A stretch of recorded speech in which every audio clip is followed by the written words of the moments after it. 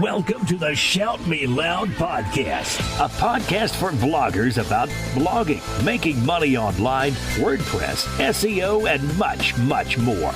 Now, here's your host, Harsh Agrawal. Hey guys, I hope you're enjoying this special series on personal finance. And today I'm bringing an expert and a dear friend of mine, Abhishek Mohta, who is the certified financial planner based out of Kolkata. His firm name is TrustedArms, and he's one of the guys who is super passionate about growing people's wealth. Now, he has been my advisor for a really long time, and I've learned a lot from him. And in fact, in one of my earlier podcasts, I did mention about him. And today, I'm so happy that he's joining in to share a lot of knowledge and wisdom from his decade of experiences. Hey, brother, thank you for joining in. Would you take a moment and introduce yourself to our listeners? Yeah, sure.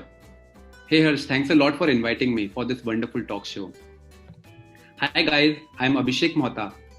I'm a certified financial planner by profession, and I'm a chief planner of my company, TrustedArms Wealth Management, where we guide people to achieve their financial goals and avoid making big financial mistakes. I myself started investing at a young age of 17 and have an experience of more than a decade in managing personal finance. I love what I do and I'm very passionate about it. Lovely. So, Abhishek, I'm pretty sure you can add a lot of wisdom to our uninitiated people, because we have a lot of people who are freelancer, bloggers, digital marketer, and entrepreneurs who have started earning really good. But not a lot of them are aware about investing, personal finance, and the most important, they don't understand what financial freedom can bring to their life. So before we deep dive, let's touch the basics, and it would be really nice if you can explain what financial freedom is according to you. That's an interesting question. So it's a new name for the retirement. So financial freedom, according to me, is a stage in life where you no longer work to earn an income, because your passive income takes care of your basic and lifestyle expenses for the rest of your life. It's a time when you stop thinking and worrying about money and think more about your hobbies, your passions, and things which you love to do. In one line, I can describe it. When you are money rich and time rich both, you are financially free. Oh, beautifully said, Abhishek. Thank you. So if I'm understanding right, like being actually not dependent on money or working at your own pace is what financial freedom offers to the people. Exactly. You reach that stage. So how you can reach that stage of financial freedom? When your investments give you regular income. It may be in form of rental income, interest, capital appreciation. And during this stage, you no longer work for money, but the money works for you. Right. Does it also work for somebody who is not very rich, let's say earning about 50,000 to 2 lakh rupees a month? Can they also reach that kind of stage in their lifetime? Yes, they can also reach, provided that they do their planning well. So in order to achieve financial freedom, you have to achieve 3 things, which I'm going to talk about right now. The first thing is you should have your own home to stay. That is very important. And second thing, you should have zero liabilities. That means no loans, no EMIs, nothing. And third and the most important thing, you should have a corpus equivalent to 30 times of your annual expenses. Which means if your annual expenses are about 12 lakhs per annum, you should have a corpus of 3.6 crores. Which can be easily achievable. The formula is monthly expenses into 12 into 30. If you can create that kind of corpus, you can become financially free. Interesting. So let's dwell into the first point that you mentioned, that one should have their own house and they should not have any EMI or loan in that case. Now, we know that large population from India is moving from small cities to capital, to the big cities. And to actually own a house, we have to take a loan. I mean, that is the only way we could actually own a house. Otherwise, we would end up paying the rent throughout the life. How do we navigate into this kind of scenario?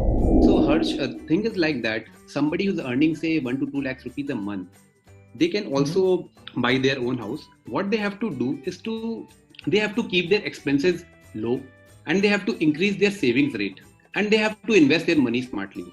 I will tell you a investment rule which they can adopt for themselves. That rule is 50-30-20. So according to this rule, you spend a maximum of 50% of your income in meeting your day-to-day expenses, and remaining 30% you can utilize for meeting important goals like buying a house if you don't have one. So somebody who is earning 2 lakhs a month, so he can pay a EMI of 60,000 rupees per month, and they can own a house in next 20 to 25 years. And at the same time, if they invest 20% of the remaining amount for that period, they can become financially free. And by that period, you will finish with your EMIs, you will become the owner of your house, and at the same time, that 20% which you are investing for the next 25 years will make you financially free. Wow, that's a very interesting perspective. And I believe, especially for the people who are not married, their expenses are way lower than what you suggested, Abhishek, like 50%. I think like their expenses are way lower. And especially if you are in college or, like post-college, that kind of age, like I think this is the perfect time for you to understand the personal finance, about the investing. And this is what we are doing with this series on personal finance. So just to repeat, the formula is 50-30-20. 50 is for the expense and 30 is for the investing. 30% is for your important goals. If you don't have a house, you can go for a 30% EMI of your monthly income. And if you have a house, then you can go for other investments, like funding for your children's education and so on. But 20% you have to mandatory invest for a long term for becoming financially free. Of course, because nobody wants to work throughout their life, and like the world we know of is changing. And if you're not retiring at the age of 50 or 55, you probably have not planned your retirement or your finances in a way that you can actually enjoy the life. And of course, nobody wants to work throughout the life, isn't it? Yes. All right, Abhishek. Adding to the point, which Abhishek said, like you can actually take a EMI for, loan for your house, and then eventually you will have the house of your own after probably 10 years or 15 years when you're done paying the EMI. Now, you need to look into this from different perspective. Over the period of 15 years when you actually own the house, the value of house is also part of your own wealth. That's your total wealth that you have created. Is it the right way to look at it, Abhishek, or is there something that I'm missing? No, normally what we do, we don't consider the house which you are living in as a part of your wealth. So it's called a personal wealth. Actually, that is not giving you any rental income. You are just saving onto your rental expenses, which you might have been paying if you was not owning that home. So it's like that only. Now at this time, there is another concept that a lot of people are not aware of, is called reverse mortgage. Now what happens is, let's say you are in your 60s and your children are outside the country and they don't want to come back.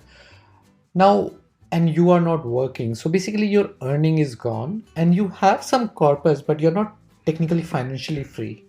Now, having a house actually gives you a very unique advantage. What you can do is you can reverse mortgage your house to a bank or a lender. Now, what it will do is you'll be able to get a certain portion, like either a lump sum or either a fixed amount every month. And tomorrow when you retire from this life, basically your heirs, your children, has an option to pay off that loan amount and take the house. Otherwise, in other case, the bank will basically sell off the house and they will cover up the money that they have lended to you. Now, as an individual, at least your future is sort of safe. So having a house definitely put you in some advantage. But we'll talk about what kind of house you should buy and more on the house as your investment and as your life goal in the upcoming podcast. But for now, let's move back to the next question. Okay, so moving down to the next question, which a lot of people have. What is the right age of investing? Is it after college, after their job, or after getting married? So personally, I feel you should start your investments as soon as you start your earning. One thing we have to remember is your earning life is the golden period for making money, as well as saving for the next phase of life, which is called the golden years. Now, normally, as we have understood that it takes about 20 to 25 years to become financially free. So if you don't start early, you don't become financially free early in life. I can tell you, Harsh, if somebody doesn't start early, they have to pay a huge price for that. Let me give you an example. Say somebody who is willing to become a crorepati in 25 years.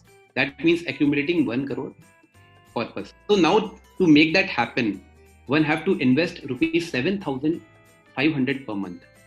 Now, if you delay that investment by just 60 months, you will have to invest 13,000 per month instead of 7,500, which is 58% more. Or else you have to settle for just rupees 57 lakhs instead of a crore. So you see, when you start early, you save less and you achieve more. Yeah, that makes complete sense. And while for all the listeners, if this is something that you have not looked into, there is a concept called time value of money. I'll leave that for your research, because if you understand this concept, it will help you to grow in your general day-to-day financial activity. Plus, as well as you'll understand the concept that Abhishek has just shared, that how much extra you have to work if you start late. Right.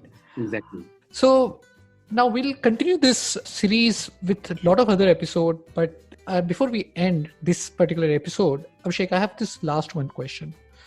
Please. How someone could make themselves financial literate, and how much literacy is needed for somebody who has a job or somebody who doesn't understand finances at all? So Harsh, my answer is simple. So we have been studying all the terms, like inflation, power of compounding, all things in our school. Just that we don't know the application of it. So what one can do is to read good books on that. And I will just try to, divide it into all the investment into very simple things. Now on earth, we have only 3 kinds of investments. Okay. First is fixed income. Okay, whether you invest your money into fixed deposits, or you would invest in bonds, or in debt mutual funds, or in PPF, or in any recurring deposit, in any of such instrument. So you see the nature of this instrument. These are called fixed income. Whatever you pay, you are certain about what amount you will get back. Right. So it's like when we do FD, we know that after a year we're going to get 6% return. Things like that. Right. Exactly. And the second thing, the commodities which we use and which we invest in also, like gold, silver, or any precious metal, or even your house, your property which you are buying, the real estate, all these are commodities. The demand and supply makes discover the right price of it. There is no fixed formula that the particular investment will give me certain returns in a period of time. And the third is the growth asset. Even the business you are doing, where you are investing your money or you are borrowing capital from your bank in order to earn returns, is a part of your investments only.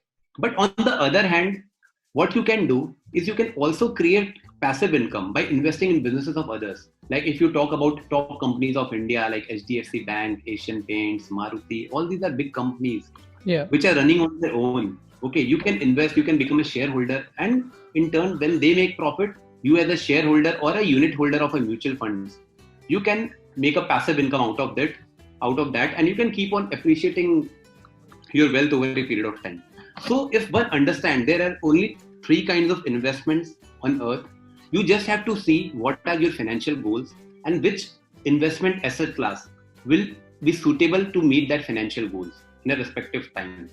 So once you understand these things, you can read a lot about these 3 type of investments. And some good books which I can suggest is, one is Rich Dad Poor Dad by Robert Kiyosaki. That is a good read. Oh yeah, it's one of my favorite, Abhishek. That's the one I read, and that's where I realized that we don't have to work throughout our life. And that has given me the perspective. And I believe I was probably 22 or 23 when I read that book. It has become my guiding principle. So yeah, guys, Rich Dad Poor Dad. And I think the tagline is also very powerful.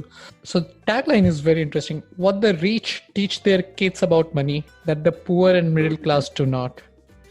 And I think it's a very hard-hitting book. Will give you a lot of perspective. And with that, Abhishek, which one is the second one you were recommending? The second one is written by an author called Nick Murray. So he himself is a financial advisor based out of US. And the book name is Simple Wealth, inevitable wealth. Okay. So guys, I'll leave the name and link of this book in the show notes. You can find it from there. I do understand that since Abhishek is an expert, he may be using a lot of technical word that a lot of beginner investor may not know. But that's why we are here for. Over the period of next few podcasts, we'll help you understand all about this technicality of inflation, compound interest, portfolio diversification, and most important, we'll help you to get started with investing. And in case if you don't know why we are doing this, so let me just brief you on that. The ShoutMeLoud mission is to help you become your own boss. Now, I do that with the help of blogging and working online. But just making money and doing work will never make you your boss. You also need to take control of your wealth, finances. You also need to take care of your mental and physical health with the help of meditation, with the help of exercise. And my goal here is to help you reach all these goals all together. And I'm so glad that Abhishek, you could join today to add some value for our listener. It's totally my pleasure, Harsh. And to all my listener, if you have any question or there's a concept that you want to understand, feel free to ask in the comment section below. Just a quick recap. Your task today is to understand the time value of money. If you spend time understanding that concept, the upcoming session on podcasting is going to give you great result. With that, I will see you in the next podcast. Do like and subscribe to this podcast. We are available on Google Podcast app and also on iTunes. Just search for ShoutMeLoud and you'll find it. And thank you guys for tuning in. Thank you, Abhishek. Have a great day. Thanks for listening to the Shout Me Loud podcast with your host, Harsh Agrawal. Don't forget to subscribe to this podcast to stay updated with the latest blogging techniques. For more information about Harsh and this awesome podcast, head over to www.shoutmeloud.com.